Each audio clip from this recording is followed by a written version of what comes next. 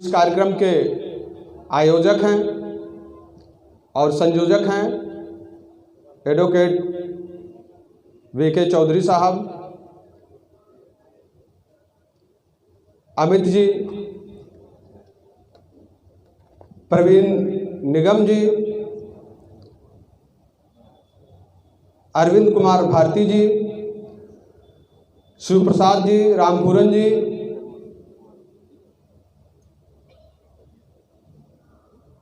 और जो यहाँ गायक मंडली का नेतृत्व कर रहे हैं, महिलाएं यहाँ बैठी थी काफ़ी देर से, और जो तमाम समाज के बुद्धिजीवी, नौजवान, किसान, मैं आप सभी लोगों का हार्दिक अभिनंदन एवं स्वागत करता हूँ। साथियों, चूँकि सुनने वालों की संख्या बहुत कम रह गई है, इसलिए बात को जल्दी समाप्त करना जरूरी है, क्योंकि और लोग भी अब जाने वाले होंगे। वो सोच रहे होंगे कि कार्यक्रम जितना जल्दी समाप्त हो और हमें जाने का अवसर मिले। आप लोग इतने धैर्य से बैठे हैं, इसके लिए आप लोगों का बहुत बहुत धन्यवाद। क्योंकि बाबा साहब का आज परिनिर्वाण दिवस है, किसी का भी हम अगर परिनिर्वाण दिवस या जन्मदिन कार्यक्रम के माध्यम से उनको जब याद करते हैं तो उनके विषय में विस्तार से बताने की ज़रूरत होती है। तो हमसे जो पूर्व के वक्ता थे, काफ़ी कुछ बाबा साहब के विषय में बताए।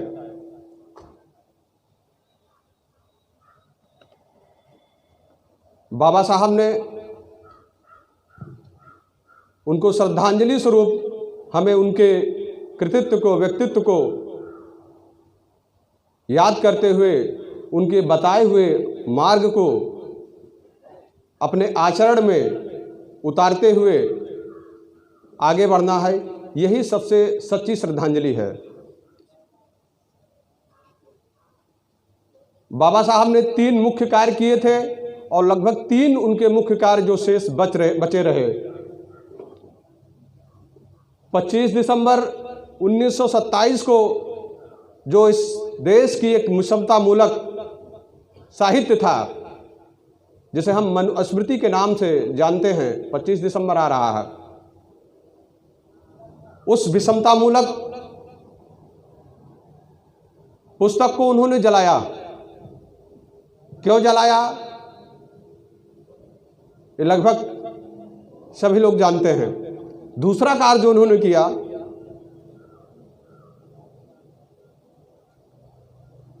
छब्बीस नवंबर 1949 को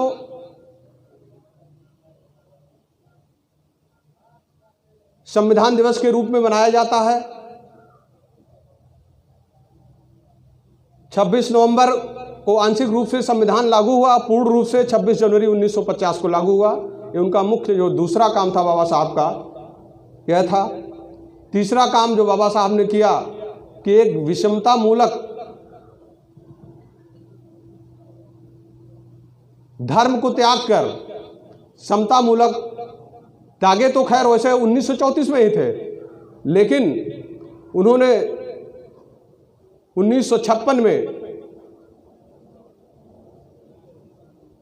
जैसा कि उन्होंने कहा था कि मैं हिंदू धर्म में पैदा जरूर हुआ हूं, लेकिन इसमें रहने के लिए मैं बाध्य नहीं हूं। तो उन्होंने अपने जीवन को त्यागने से पहले विषमतामूलक धर्म को त्याग दिया। ये उनका तीसरा सबसे महत्वपूर्ण काम था। और इन तीनों कामों को मैं समझता हूँ, क्योंकि जिनका काम था उन्होंने समाज तक पहुँचाया नहीं कि बाबा साहब की उपलब्धियाँ थी, और उनके 3 काम जो शेष बचे रह गए, जिसको करने का उत्तरदायित्व हम सभी लोगों का है, वह था जो उनका मूल काम था कि जो समस्याएं, अभी हमारे एक पूर्व वक्ता ने कहा जो कि conditions of untouchables remain same. बहुत से संत महात्मा आए लेकिन अछूत समाज की स्थिति में कोई परिवर्तन नहीं हुआ। अनुच्छेद 17 का प्रावधान करके सैद्धांतिक रूप से तो उसे समाप्त कर दिया गया, लेकिन आज भी वो हैबिट्स, वो आदतें समाज में व्याप्त हैं। क्योंकि संतों का, विद्यार्थियों का, राजनेताओं का, या जो प्रतिनिधित्व के सिद्धांत के तहत, आरक्षण के तहत जो लोग शासन सत्ता में गए, नौकरियों में गए, इनसे कहीं न कहीं चूक हुई और आज भी चूक हो रही है। अभी तमाम हमारे पूर्व के वक्ताओं ने इस पर बहुत विस्तृत अपने विचार रखे। तो जो सांस्कृतिक परिवर्तन था, जिसमें विशेष रूप से जाति का विनाश था, क्योंकि जब तक हम बाबा साहब के व्यक्तित्व, कृतित्व के विषय में कितनी भी बड़ी बातें कर लें, लेकिन अगर उसको आचरण में नहीं उतारते हैं तो निश्चित है कि कोई परिवर्तन नहीं होगा। तो जातियों का विनाश होना चाहिए। जातियों का विनाश बिना सामाजिक परिवर्तन के नहीं हो सकता है। बाबा साहब ने सभी लोगों के लिए, समाज के सभी लोगों के लिए काम किया। उन्होंने राष्ट्र निर्माण का काम, जो उनका उद्देश्य था कि राष्ट्र का निर्माण हो। आज हम तमाम लोग राष्ट्रवाद की बात करते हैं। जब तक राष्ट्र का निर्माण नहीं होगा तब तक राष्ट्रवाद की बात करना बेकार है। राष्ट्र का निर्माण, जब तक जाति का विनाश नहीं होगा तब तक राष्ट्र का निर्माण नहीं हो सकता है।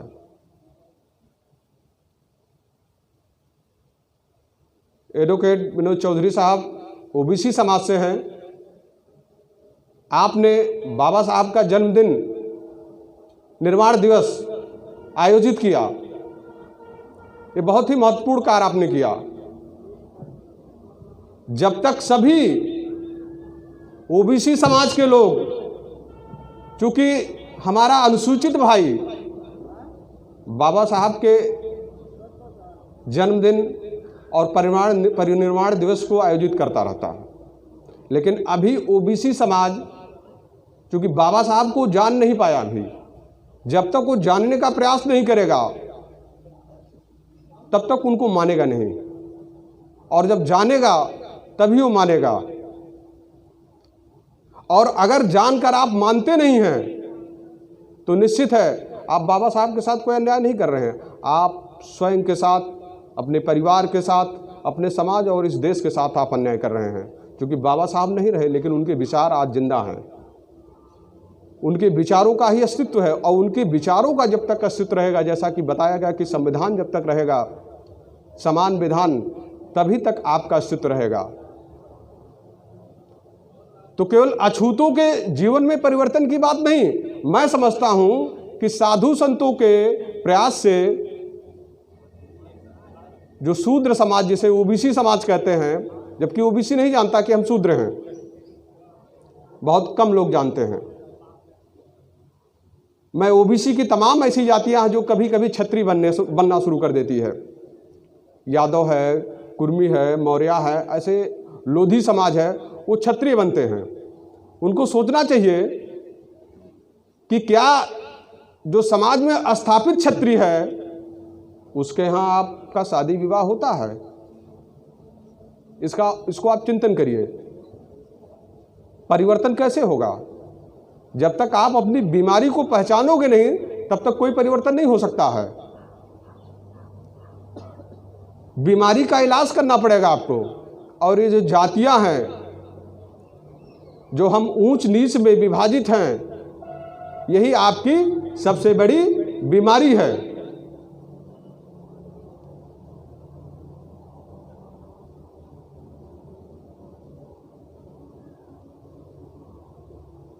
तो पहला जो बाबा साहब का काम शेष बचा रह गया था, जो जाति का विनाश, उसको हम लोगों को करना है। और वह काम तभी होगा जब हम ऐसे बड़े मंच लगाने से वो परिवर्तन नहीं हो सकता है। जब वो रात को दिन को किसी कमरे में, बंद कमरे में कैडर कैंप होंगे, पूरी बातें इस मंच होंगे, यहाँ कोई भी आ सकता है, क्योंकि अगर मिशन को समझने से पहले ही उसका खुलासा होगा तो जैसे होता है कि हम लोग नाव बहुत मजबूत बनाते हैं, लेकिन जो शत्रु है आपका वह उस नाव में लीकेज कर देता है और बीच में जाते ही नाव डूब जाती है। आप समाज को देखिए, आज सत्ता से जो हम जिसे कहते हैं हमारी जो है हमारी पार्टियां हैं, आप अपनी पार्टियों की दुर्दशा को देखिए।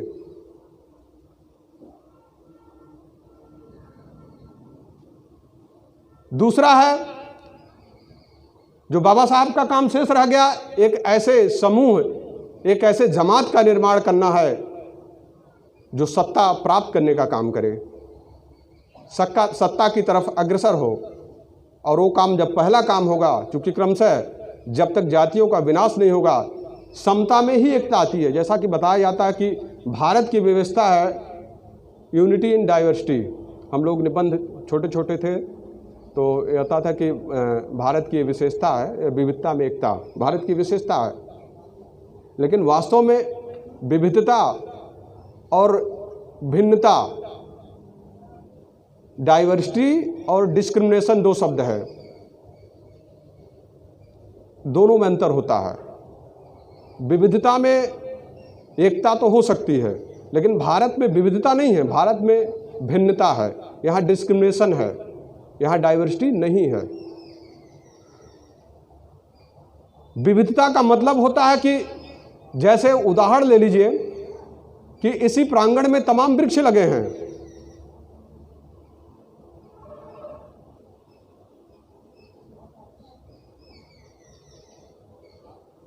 लेकिन उन वृक्षों की प्रजाति अलग हो सकती है, लेकिन कोई भेदभाव नहीं है। एक वृक्ष दूसरे वृक्ष के साथ कोई भेदभाव नहीं कर रहा है। एक गुलदस्ते में तमाम पुष्प होते हैं, रंग बिरंगे पुष्प होते हैं, लेकिन एक पुष्प दूसरे पुष्प के साथ कोई अन्याय नहीं करता है, कोई भेदभाव नहीं करता है, उससे दूरी नहीं बनाता है। ये विविधता है। भिन्नता क्या है? जब हम ऊंच नीच में विभाजित हैं, जब अपने समान ही मनुष्य को हम छूने के लिए नहीं तैयार हैं, उसके साथ खाने पीने के लिए नहीं तैयार हैं, उठने बैठने के लिए नहीं तैयार हैं, तो इसे विविधता नहीं कहा जा सकता। ये भिन्नता है, ये डिस्क्रिमिनेशन है। इसलिए जो ये बताया जाता है कि विविधता में एकता भारत की ये विशेषता है, भारत में विविधता नहीं है, भिन्नता है। भिन्नता होने की वजह से भारत में आज तक एकता नहीं हो पाई। और जब तक एकता नहीं होगी, जो शोषित समाज है, वंचित समाज है, जो तक अभी तक तमाम ऐसी मूलभूत सुविधाओं से वंचित है, खासकर शासन एवं प्रशासन में जो प्रतिनिधित्व है उससे वंचित है। तीसरी बात है जो बाबा साहब का शेष काम रह गया था कि आप सामाजिक परिवर्तन करके, जातियों का विनाश करके, एकता स्थापित करके, सत्ता प्राप्त करके आप व्यवस्था में परिवर्तन करेंगे, यानी आप एक ऐसा भारत का निर्माण करेंगे, एक ऐसे राष्ट्र का निर्माण करेंगे जिसमें सभी प्रकार की विषमताएं समाप्त हो जाएंगी, यानी एक ऐसा प्रबुद्ध भारत। जैसा कि हम लोगों ने इतिहास के माध्यम से जाना है, सम्राट अशोक का शासनकाल था जब भारत को सोने की चिड़िया कहा जाता था। तो बाबा साहब के 3 शेष काम है जो बचे रह गए। अगर हम वास्तव में बाबा साहब के जन्मदिन को या उनके निर्वाण दिवस पर उनको याद करते हैं, उनको श्रद्धांजलि देना चाहते हैं, तो हमें इन 3 कार्यों को करना पड़ेगा। तभी हम वास्तव में बाबा साहब का जन्मदिन या निर्वाण दिवस या ऐसे बाबा साहब के पूर्व के जिनके विचारों पर बाबा साहब चले, जैसा कि सदगुरु कबीर को उन्होंने अपना पहला गुरु माना, संत कबीर जी के माध्यम से ही वह अपने दूसरे गुरु तथागत बुद्ध तक पहुंचे थे। जैसा कि इतिहास के माध्यम से हम लोग जानते हैं कि उनका परिवार बाबा साहब का कबीरपंथी था।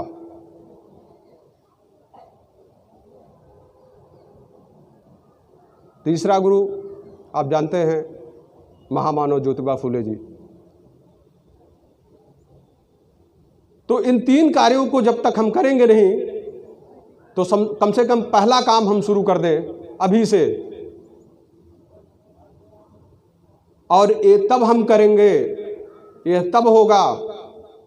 अभी बाबा साहब के उनके विषय में बताया गया है, जो उनकी पत्नी माता रमाबाई जी थीं, उनके त्याग के विषय में, उनके बच्चे जो मृत्यु को प्राप्त हुए उसके विषय में वक्ताओं ने बताया। बाबा साहब कहते थे कि जिंदा लोगों के लिए काम करो, लेकिन हम जब कोई शादी विवाह होता है, कोई जन्मदिन होता है, तो सबसे ज़्यादा भीड़ कहाँ लगती है? शादी विवाह में, खाने पीने में, जिससे समाज का कोई कल्याण नहीं होने वाला है।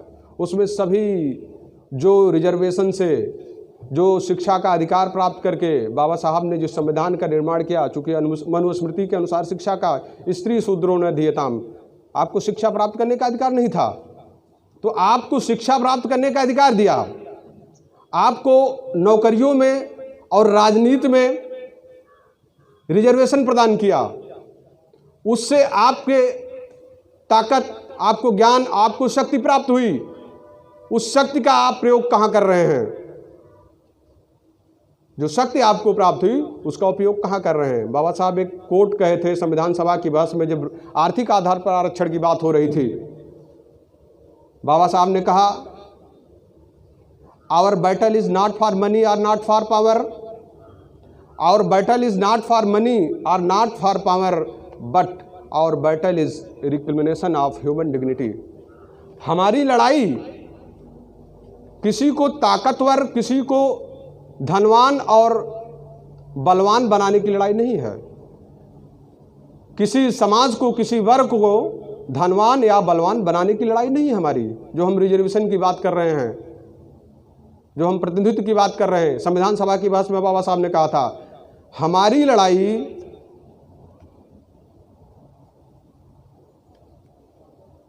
मानव गरिमा को पुनर्स्थापित करने की है। यानी बाबा साहब जो रिजर्वेशन की बात कर रहे थे, जो प्रतिनिधित्व की बात कर रहे थे, जो आरक्षण की बात कर रहे थे, जो अफर्मेटिव एक्शन की बात कर रहे थे, जो सकारात्मक विशेष अवसर की बात कर रहे थे, वो ये नहीं कि आप आईएएस बन जाइए, डॉक्टर बन जाइए, इंजीनियर बन जाइए या बिजनेसमैन बन जाइए तो आप अपने अहंकार का प्रदर्शन करिए शादी विवाह बरही तरह में। नहीं, बड़ा बड़ा मकान और कार इसके लिए नहीं। आप जिस समाज का प्रतिनिधित्व करते हैं उस समाज की बेहतरी के लिए आपको काम करना था। इसलिए उन्होंने आपको पे बैक टू सोसाइटी की बात इसलिए बाबा साहब करते थे कि अगर आप समाज का प्रतिनिधित्व कर रहे हैं, आपको शिक्षा का अधिकार नहीं था, आपको शिक्षा प्राप्त करने का अधिकार संविधान के तहत मिला, तो आप शिक्षा प्राप्त करके क्या कर रहे हैं? इसलिए बाबा साहब ने संतों को आरक्षण से जो नौकरियां पाए, शिक्षा प्राप्त किए, राजनीति में गए, ऐसे सभी लोगों को उन्होंने उनसे निराशा जाहिर की थी, उनको बड़ा दुख हुआ था।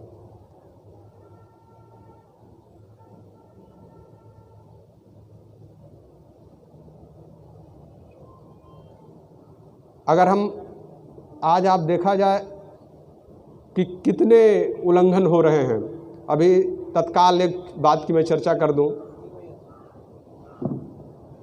GB Pant institute of social science Allahabad में है।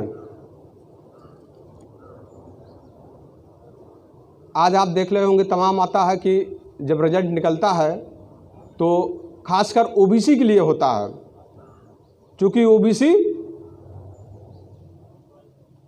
अपनी पूरी एनर्जी कहाँ लगाता है? 12वीं में, 13वीं में, कांवरिया में, दुर्गा पूजा में, लक्ष्मी पूजा में। तो ये सब आपको आपके हितों से विमुख करने का ये एक जाल है। वहां उस वैकेंसी में रिजल्ट आया तो सारे पदों पर जो ओबीसी का सीट था उस पर लिख दिया गया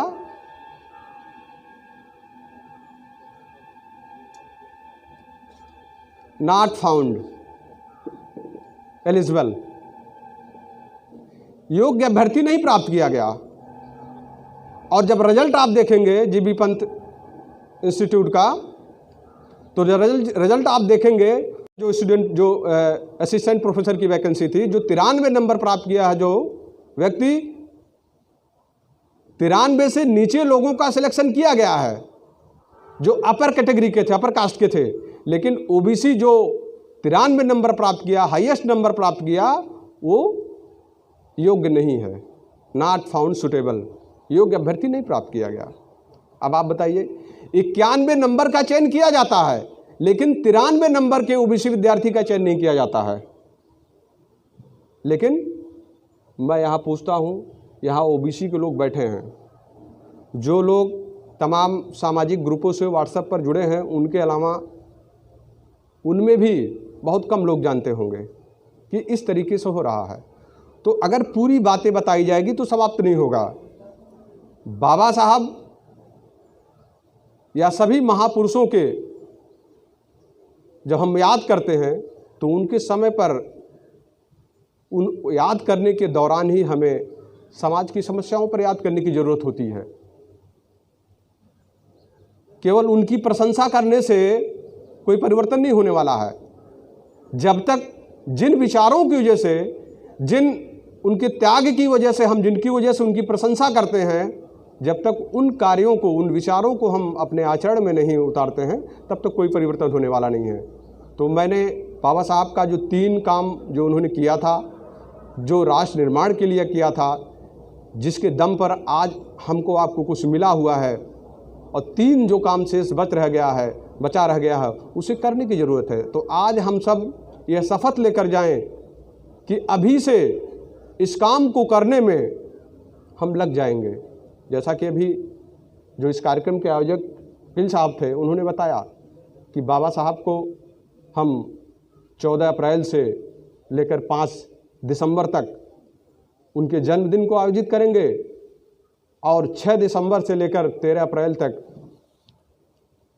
उनके परिनिर्वाण दिवस पर उनको याद करेंगे। तो ये घटनाएं है, इवेंट है। जो वर्ग आपका शत्रु है, जो शत्रु विचारधारा है, वह हर महीने कोई न कोई त्यौहार, कोई न कोई व्रत, उपवास उसका होता रहता है।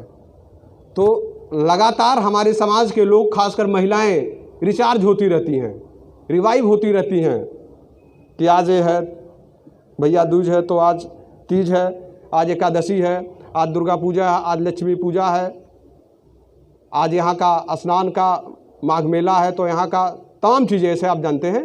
वो डेली कोई न कोई जो है वो अंधविश्वास, पाखंड से चीज़ें आपको लगातार रिवाइव करती रहते हैं। तो इसी तरीके से जब तक हम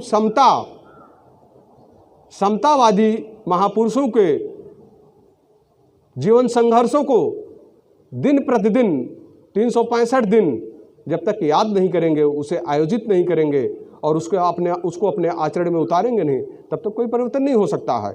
इसलिए आज के इस अवसर पर हम बाबा साहब को अगर सच्ची श्रद्धांजलि देना चाहते हैं तो उनके जो शेष काम बचे हैं उसको हम अभी से पूरा करने का संकल्प लेते हैं। इसी के साथ मैं अपनी बात को समाप्त करूंगा। धन्यवाद।